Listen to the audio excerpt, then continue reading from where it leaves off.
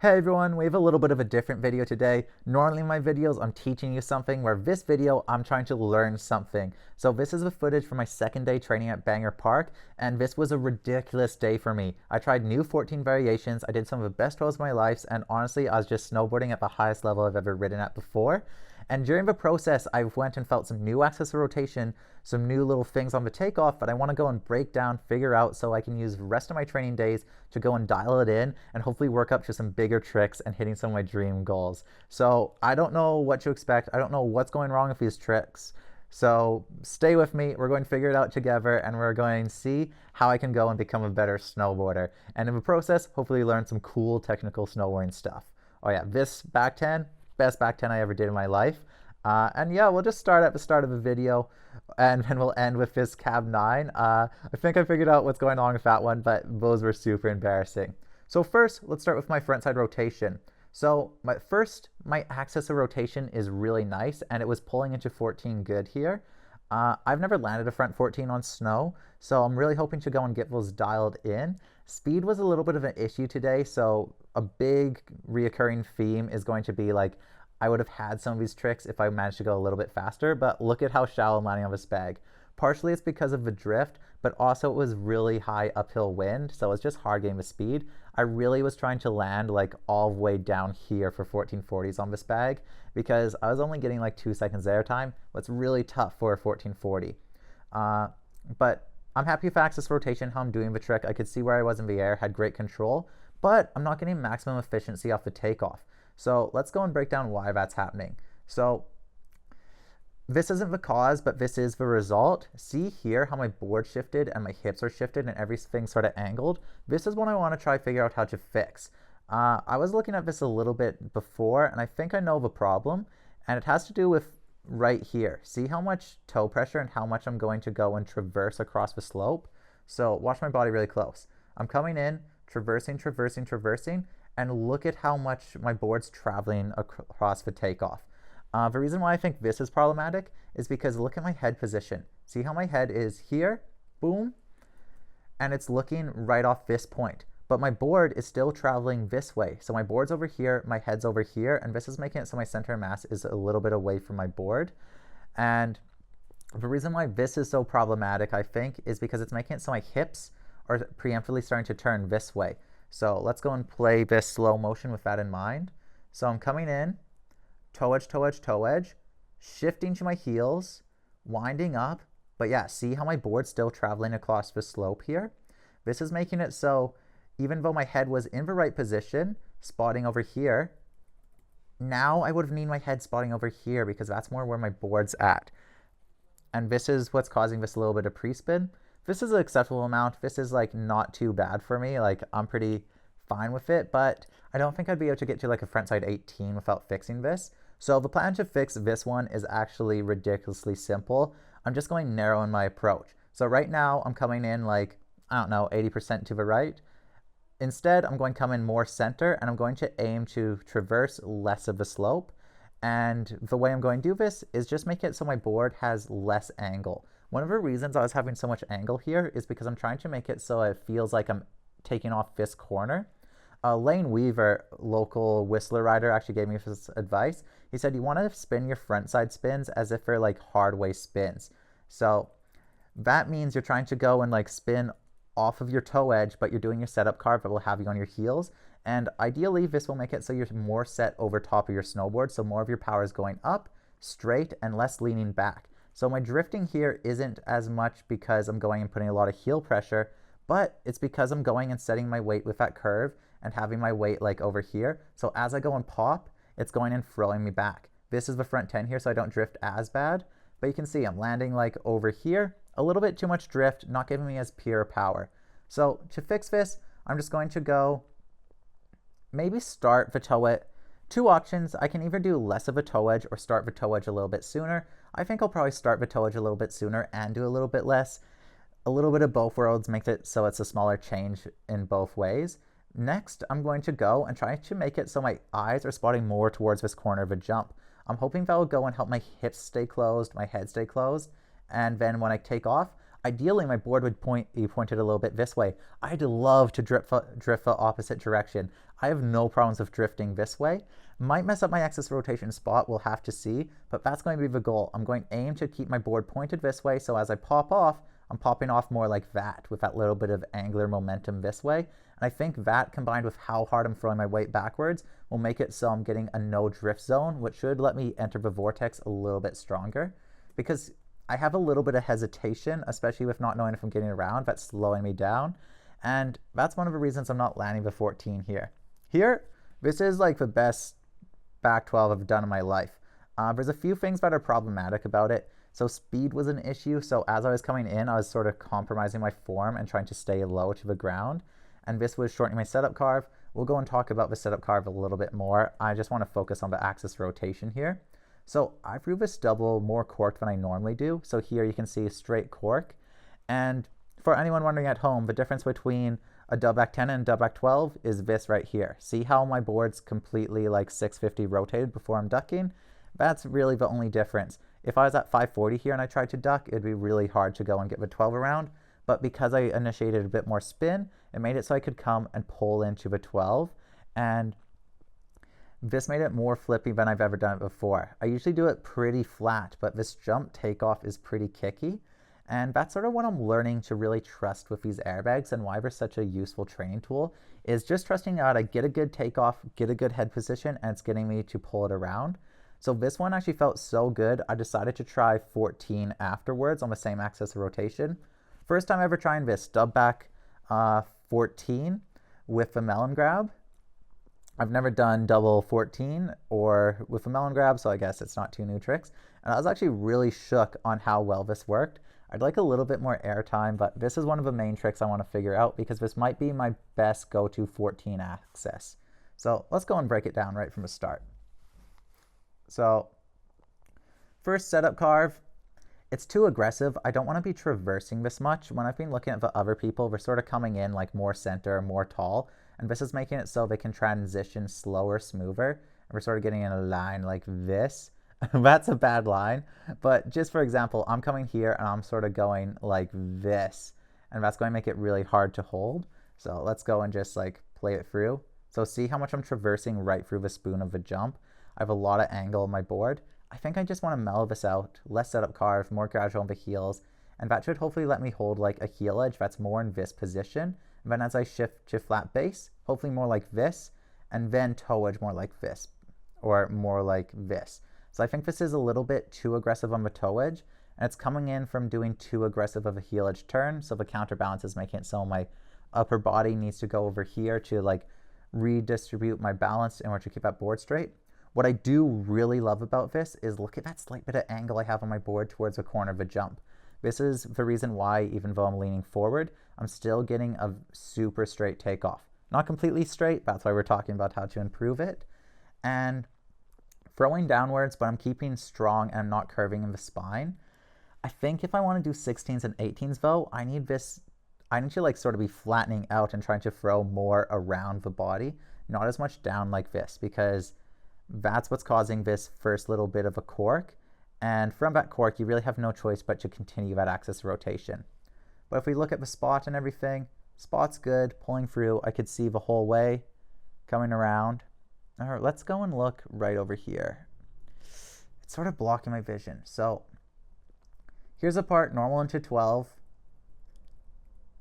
This is what I'm not sure on. See here how I'm sort of like dipping my shoulder downwards into the ground.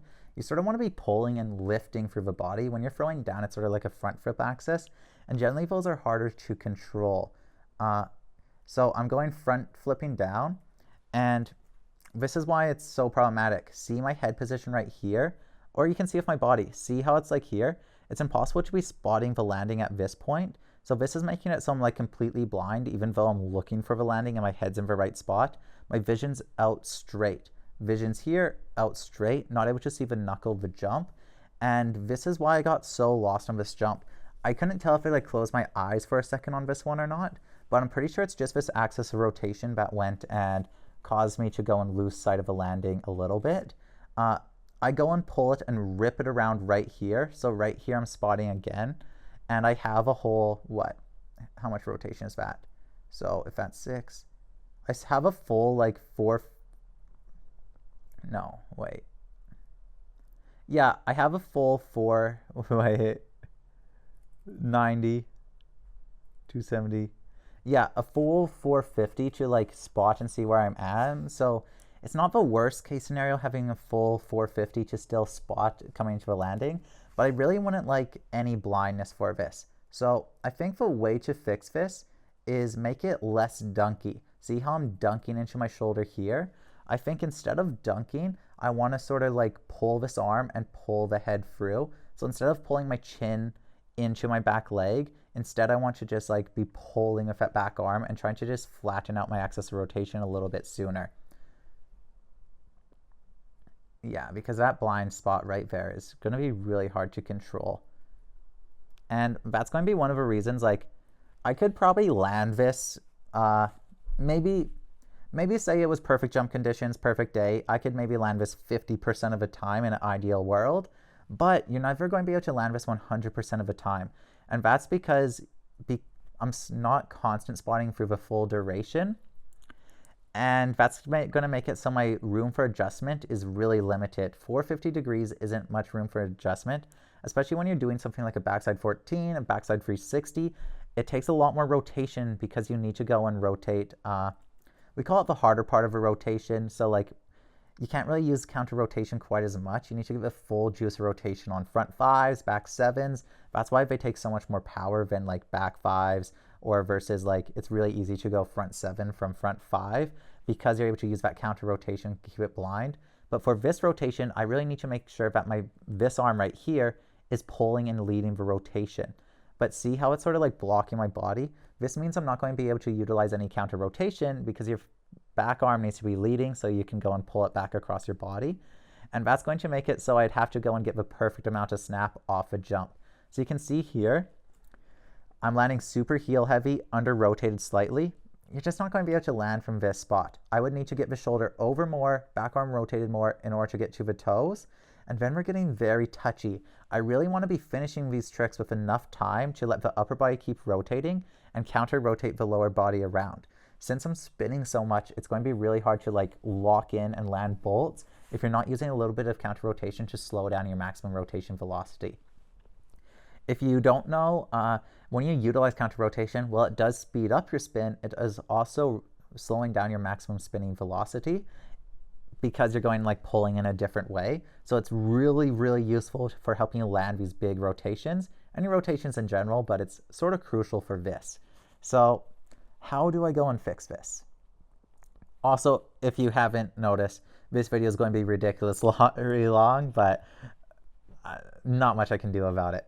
So I think to fix this, I need to first fix this takeoff. I can't have it this flat, this downhill. I'm going to need to make it so I'm going throwing and lifting my chest more over top.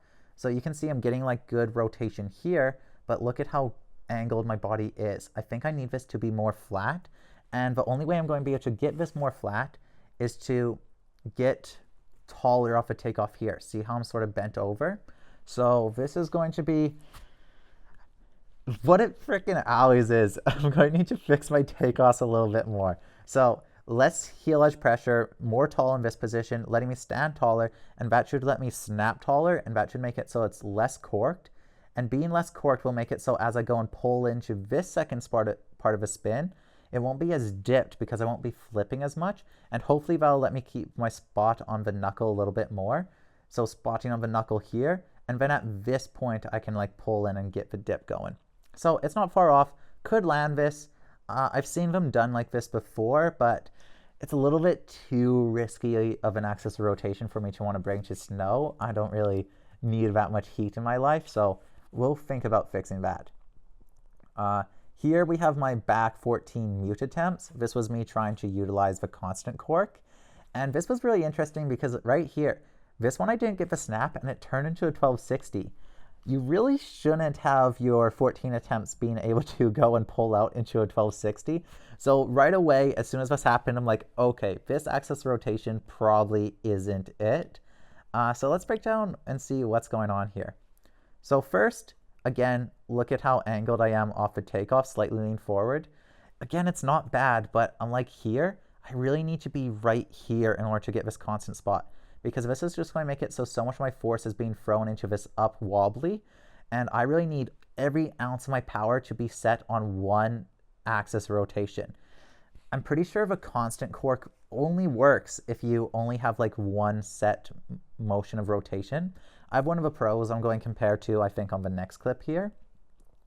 But I need to go and get rid of this hinge, because this hinge is making it so I'm rotating on an axis that's sort of off kilter. Works fine for like 10s and 12s, but moving on to 14 would probably work again for 16s, and honestly, maybe even 18s.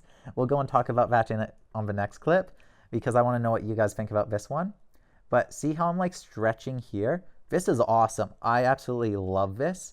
This is exactly what you want when you're trying these really massive spins. It's just the problem is my body's angled. If I had this while being like completely tall for takeoff, only matching the angle of the takeoff, I think it would be way more powerful and way more juiced. Yeah. It's so disappointing to just be like, I gotta work on the takeoffs, because I've been working on the takeoffs all winter. That's literally all I did this winter, was work on my backside and frontside and cab takeoffs, and that's still what's holding me back. Takeoffs are probably the hardest part of snowboarding, so that's fair. So this is also where we're going to talk about something else that I'm pretty curious on and really thinking of. See how much my upper body and head position is set over this back leg here? I think this is improper. So rotating over one foot is a faster way to rotate, and it works great for like finishing a double cork or a 12, because it helps you get your axis rotation into the landing. So here, because I was rotating over that back foot, I'm now back foot heavy, and that's helping me go and land with my nose down. But when I'm trying to do a 14, and if my axis of rotation is set over this back foot here, what's going to happen? I'm going to land very tail heavy. So that's one of the biggest things I think I'm going to need to change. Oh yeah, here we have comparing to the pros. And let's go and just look at head positioning here. Well, we'll go and break it all down. Yeah, I have nowhere to be. So coming in, first thing I'll notice here is actually I have less heel pressure. My base is more flat here, a little less gripped on the edge. Also, a little bit of rounding in the spine. I keep my spine really straight here, but let's talk about why the rounding might be actually beneficial in this case. Rounding of the spine means that you don't have as exaggerated of this A shape in the torso. I need this exaggerated A shape in order to keep my center of mass in the same zone, but by going and rounding the spine a little bit, it's making it so your mass is staying more centered here without needing to go and have the legs as far out and the chest as far forward. This will make it so it's a smaller motion going from your crouch position to your standing position. Or look at how like frickin' A-framed I am. That's going to be a massive shift trying to get this pushed all the way out to straight compared to this pushing that out to straight. I always just sort of assumed rounding in every situation is not textbook. How much is he even rounding, or is it just the jacket?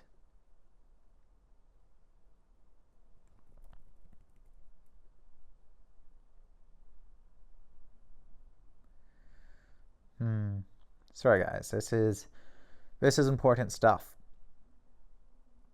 Okay, I want to look at his front arm placement quick. Front arm placement, by the side, not too exaggerated, so my arm placement's probably fine. I go and pull my hand in here a little bit too soon. I don't think this is good. It's setting more weight over here. I'm going to try to keep this right hand a little bit more over here for a bit longer. I think that's important. Also, probably keep this arm a little bit out further away from the body. I don't think you want to be able to naturally touch your hands here. Head position, looking over here, looking over here. He does look taller, hey? He does look taller than me.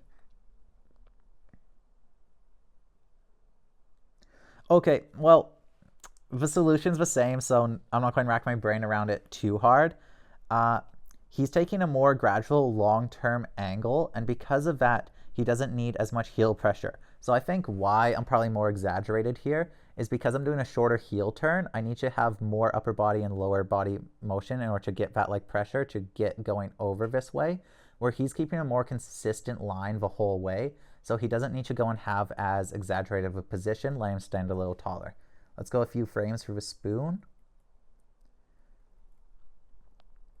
So I'm holding my heel edge a little bit longer than he is. Just look at, so sick how he just stands up tall like that. So sick.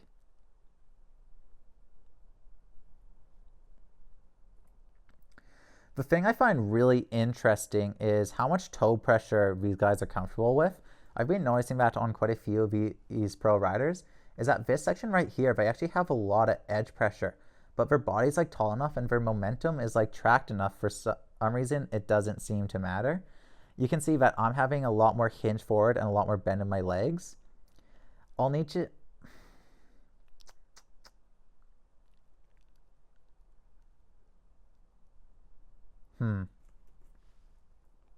How do we fix that?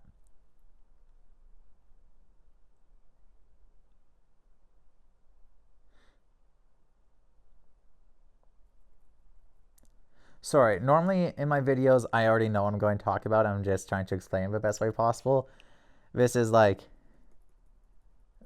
most important lesson I'm giving myself probably of the year. So sorry if there's some moments of quiet. I'm trying to really figure this out on a deep spiritual level right now.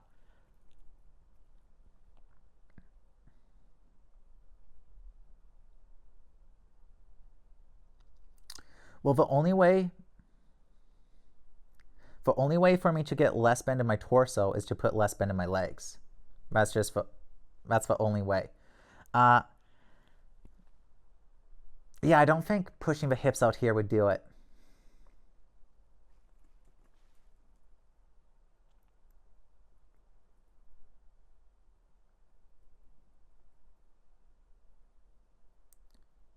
Oh, okay. Watch this. Watch this really closely. Watch as I'm transitioning from heels to toes. Heels, toes. Heels, toes. Okay, it's very subtle, but I wish Loom let us keep a line, but so my board's starting here, and watch as I go and shift to my toes. See that? It's going and shifting slightly this way. It's coming over here, and then it's shifting back, where on the right here, heels, it's doing the same thing.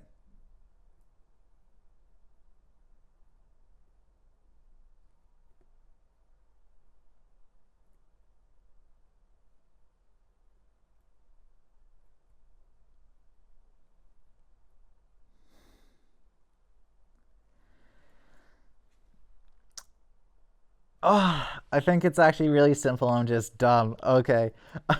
I think what it is because I'm doing a shorter turn, I'm trying to go and get my board more angled. So look at this. See how my board's holding this angle right here?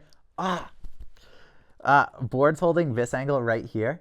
And then as I go and shift, my board's actually becoming more angled towards the corner of a jump. So I need to go and keep a more constant angle and have it not shift, because this shifting of an angle is making it so my board is now going out further away from me, causing my upper body to seem like it's further away. And then in order to keep balance, I need more bend in my legs and more bend in my torso. So I think to stay more tall, man, all this thinking, and it's still the same solution. Earlier on the heels, more tall and more gradual on the heels, will stay in a bit more tall. We'll cover this in the next video. Okay, back to axis rotation. Man, crazy how big of a difference that makes though. Because look at now in this position, and this is checkmate for doing the tricks. See how as I'm going and rotating, I have that slight hinge forward, and that's making it so my arms are throwing in this downward motion. Where look at this, tall T, strong off the takeoff, just straight over the tail. The difference for this is very subtle, but basically it's the fact that his weight's set straight over top of his board. My weight is set slightly on an angle. And because of that, it's making it so the slight angle you throw on it, it's making this arm go down. So that's going to be the best way for me to get more power on my snowboard, is to go and get this angle away so I'm now in a straight line. because when you're in a straight line like this, that's making it so all of your throwing momentum is going into the same direction. It's also going to make it so your axis of rotation is all set in the same plane, where here I have a downward axis and a sideways axis, and that's going to give it that little bit of off-kilter tilt. You can adjust it a little bit with spot, but like, what are you going to do with body position after this point? I'm taking off, and I'm already, boom, completely like 90 in the air. Compare that to this angle of just being gradual. It's like I'm almost twice as corked here, and being twice as corked, it means there's going to be twice as much like movement going on. And the main thing, that's interesting. Check this out. His head's sort of starting towards his front foot. I think that's the front foot.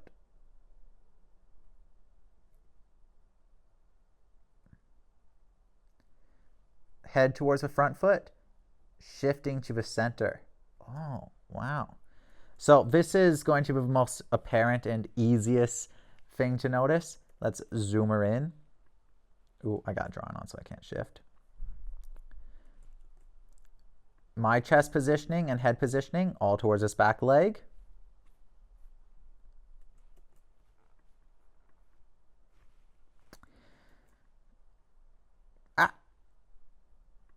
So it's not enough for me to notice if pros are doing this. I want to figure out why we're doing it, because check this out. As he goes and gets to his last bit of rotation, not right here. Maybe he doesn't, but I saw some of the pros. But like, see right over here, now pulling way more towards this back leg. Not as exaggerated as me, I'm really doing it, but a little bit more pulled towards that back leg. Let's see right here. But still keeping the chest pretty squared of the board. Okay, it must just be a mistake on my part.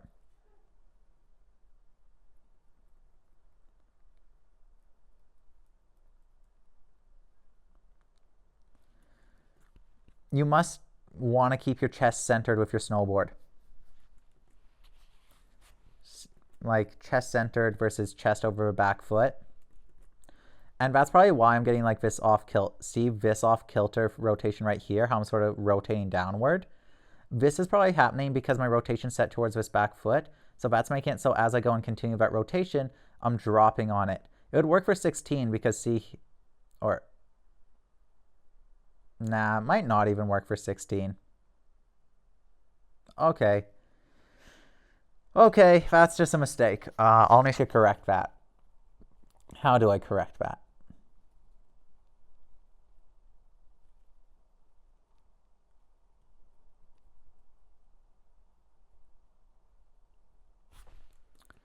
I think it's because I'm looking for the landing too soon. I'm trying to pull into the spin. Probably because I'm scared. I want to get the spin around. I'm trying to like lead and look into it too soon. Let's go and just rewind a little bit. So I'm coming up, winding, throwing, and then immediately coming in and keeping my upper body pulling there. Where he's letting his upper body catch up. Oh yeah, look at that. So spotting, head looking forward, body catching up, and then whipping it through. Where I'm going and throwing it, throwing, and then catching and just continuing it through. Like you can see a little bit of a whip, but my head and everything's already here versus dead center looking straight at the knuckle. Wow. And then continuing that snap the whole way. Interesting. That's probably why these guys are getting so much more rotational power than me. Okay, I'll try to explain this as best I can. This is like really high level stuff for me, so I'm still pretty beginner at it. But see how I go and snap my spin and my head is remaining in a very stationary position over my shoulder here. So as I'm at 90 degrees here, my shoulder's like already tucked in, chin's down towards my back leg. This is making it so I'm actually slowing down my momentum a bit because everything's catching up and staying together. I'm not really like taking my upper body and continuing the throw. A good example for this is when people do backside 360s and they rotate their chest and lower body all connected. I'm basically snapping and then having everything all connected and keeping it all connected. But by going and delaying pulling the upper body into this, watch this. He's going and snapping, do. the board's catching up and the board's still creating momentum. It's still channeling that momentum. And then as soon as the board catches up, he then continues his upper body pulling through. So it's going in like building off that momentum and sort of like teeter-tottering. So upper body's generating momentum. Then he's going and flexing everything together, making his legs go faster. And once it catches up, he's now going and tightening his core and pulling his head into that spin. So he's going and initiating that second part, getting the vortex going. Secondarily, so I'm snapping, and after I snap, I'm immediately going and pulling into the vortex, where he's going and giving it a second to breathe, extend, and then tightening and contracting the muscles, and that's actually giving him a second round of acceleration. And not only is that giving him a second round of acceleration, it's also going and making sure that his axis of rotation is more flat, because instead of immediately pulling into his grab and pulling into everything and getting towards that back foot, instead he's flat, patient, and from here he's able to go and determine that pull, and that's letting him get a lot more clean pressure. When you go and try to like pull into your pressure and pull into your form too soon, it has the potential of going and exaggerating your mistakes. So here, if I went in like pot,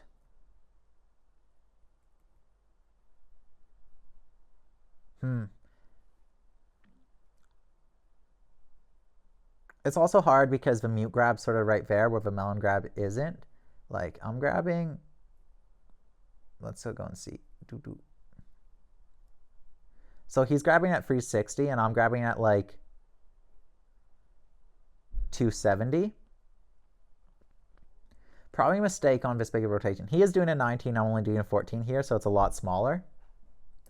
But I think the general idea of needing to be a little more tall, extended on the board, letting that upper body snap through and then have everything catch up, and then really pulling into the spin, I think that's the takeaway I'm going to take from this. All right, it feels a little silly now, but I sort of wanted to break this down. Oh, fuck, we have another angle. So starts on the front foot, pulls through. Okay, back to why the front foot start's important. So because he's starting with his front foot here, it's letting him go and pull through and continue that energy to the center. Basically just continuing that momentum going more efficiently than me. And I think it's okay to like shift to the back foot to adjust your axis rotation. So like you can shift to the back foot in order to make it so you land tail heavy for like 12s and 16s. So like here, see how he's now dunking into that back foot. A lot less exaggerated than me. I'd be really interested to see how this looked if he was grabbing mute instead of melon here. Let's see, mute grab. Okay, if he was grabbing mute here, it would actually look more familiar. So I don't think my problem is actually the fact that I'm going and grabbing and pulling into that back foot. I think I'm just doing it too early. I think if I go and wait and only do that for the last duration of a rotation, and maybe don't even do it at all. No, just do it for the last duration of a rotation would work. Because just doing it right here at the middle makes it so my axis rotation is really hard to control because I'm blind a little bit. See right here, completely blind. That's going to make it really hard to commit and pull through and start rebalancing. If I really committed here, I could probably do a 16, I think. The thing I was actually really wondering is, could I pull this into an 18? So imagine right here, if I went and like pulled my arm and tried to pull it into another rotation. I just want to think on that for a sec. I'd love to huck an 18 this trip. I'm just deciding if it's going to be cab 18, back 18, front 18. I'm thinking front 18 is just, it's a math game. If a jump's big enough, I could probably do it, even with my current technique. Back 18, it's a really complex axis problem, but front side, I just spin completely flat. Cab would be my best bet. I can do cab 14s on snow, or I have landed cab 14s on snow. I just can't figure out the takeoffs on the fake snow. It's really challenging for me. But yeah, see here how I'm on the back foot, pulling in. Okay, yeah. So that's the plan for my backside form, is to go and try to make it so I'm not ducking into this back leg as much. I'm keeping more centered. And I think the best bet to do this is switching to the melon grab. It's going to be a little easier to control. And I think what I'm going to do is now separate my rotations. Here, I'll play this through when I just talk about it. I think I'm going to do either back double 14 melon or straight back triple mute. And then I'm going to do more like the constant spot continued cork on back 16s. It's just a little bit easier to control, more forgiving, and I think it works a lot better on 16s. You can sort of do it on like 14s and 18s and 21s if you have like have it really good and you grab in a certain way. But I just don't think that's right for me right now. I'll continue thinking about that. I'm not going to figure out every single secret behind these big spins in this one session. We're just starting. All right, the last thing I want to talk about is look at this nice tall form here. So see how this form is nice and tall, hardly any setup carve, and that's making it so the transition to the toes is really smooth. That's letting him get more wind up, more power. Much different trick than me getting a snap over tail and throwing it flip. And this is actually the best dub back 10 of my life. And this is where I want to show that dipping over the back foot actually does work on like tricks like this. But just look at the comparison between these two. Much smoother transition from heels to toes. I wouldn't be surprised if this is switched, but look at how tall the chest is, tall versus this. Not really getting like everything in there. So I have some more room to go. I have more expansion I can get. I think the key to that's going to be the slightly better setup carve. But I am happy with this takeoff. Like, if this takeoff was boom and zoom, we would have been money. But for a dub back 10, this is perfect. Slight bit of angle, taking in, and check it. I now pull into that back leg, and it comes around so well for the 10. I snapped this and was like, holy shit, this is awesome. Doop. So, works great for the 10. I'm confident it would work for the 14 if I just got that 360 of a more stacked first before pulling into that position. So this position right here, I'm going to keep it as my finisher position. Use it to finish the spins, but it can't be that in-between middle part. And that's really the benefit of these bags is imagine trying to learn this on snow. Like trying to learn that little bit of niche axis. It would take years and many injuries to do, I think. So, yeah. Cool. Last thing we'll cover is the cab. My throat's getting tired. I'm honestly getting exhausted. For anyone still watching the video at this point, mad respect. You're freaking a massive snowboard nerd, and I love it. Absolutely love it.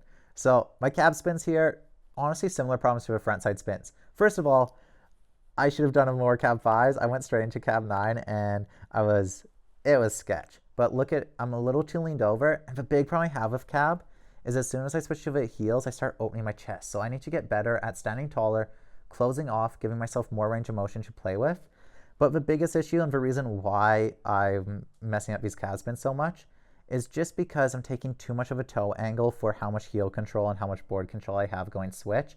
And that's making it so my board's continuing to slide this way away from my body. So as I snap the spin, it's coming away. And that's making it so I'm throwing just so far off the tail. And then I'm also trying to fix one of my problems of like waiting to 450 to grab. So then I'm pulling into the grab too soon. So I'm dropping into the grab, and it's sort of at axis rotation on my backside actually. Like see how that's sort of like over the back foot and sort of like warped here. So I'm a little too tired to go deeper into the cab, but I'm going to do a frick ton of cab 5s and try to get my in-run more mellow. And I'm going to try to make it so this arm's getting closed off. So watch it through one more time and go over everything. Basically, I just got to mellow out my setup cards like crazy, stand a little more tall, and try to make it so I'm throwing less down, less off kilter, staying more over top of my snowboard. Then from there, I need to make it so for the rotation through from like 270 all the way to like, I don't know, 880. I'm keeping my head more centered in the center of my board and only pulling into the back foot if I need extra speed or change in axis. I think if we do that, we'll have a successful day. So how am I going to fix this? I'm going to spend all day tomorrow ripping dub back 10s, dub 12s, front 10s, and then a frick ton of cab 5s, and if we do good, some cab 9s. And after that, we'll be moving on to the XL bag. So if we do really good, I'd also like to do some cab 12s. I haven't done one for a minute. And then on the XL bag, I'm going to do exactly the same, get really comfy with it, really push it. And then from there, I'm going to do one day of trying 14s, 16s, and if I feel really good, the next day I'm going to just send some 18s because it would make a good YouTube video. So yeah, thanks anyone for watching this video. I hope you learned something new. Not many days I have this much stuff going on and trying to learn this much stuff in my snowboarding. We have some higher quality, more relevant to the masses, less niche content coming soon. But yeah, for anyone still here, thank you. You're awesome. I hope you go and have a great time studying snowboarding, getting after it. And now I'm rambling, so I'm going to let you go. Thanks for watching. Have a good one.